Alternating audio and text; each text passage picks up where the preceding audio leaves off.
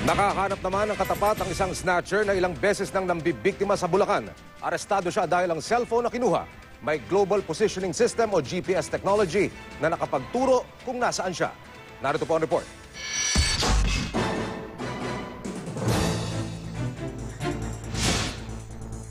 Panay-panay ang mga insidente ngayon ng robbery snatching at madalas mamakaling cellphone ang pinupuntirya. Pero sa tulong din ng teknolohiya, kaya ang ilang salarin madaling natutunton gaya sa robbery snatching incident sa Malolos, Bulacan noong gabi ng October 4. Ayon sa pulisya, habang nasa MacArthur Highway ang 18 anyos na biktimang babae, biglang hinablot ng isang lalaking nakamotorsiklo ang kanyang bag. Nasa loob ng bag ang smartphone ng biktima. Pero hindi alam ng suspect, naka-on pala ang Global Positioning System o GPS ng phone. Ito yung feature na tumutukoy sa lokasyon ng cellphone. Nakatulong ito sa ikinasang operasyon ng pulisya.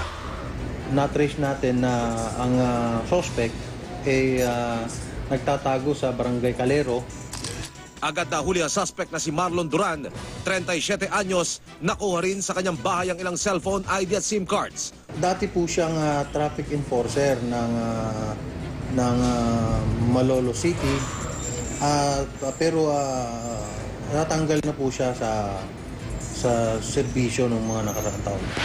5 pang biktima umano ng suspect ang lumantad sa pulisya, kabilang ang ginang na ito na handa raw tumulong sa pagsasampa ng reklamong robbery snatching laban kay Duran. Hindi lang yung nawalang item sa yung masakit eh.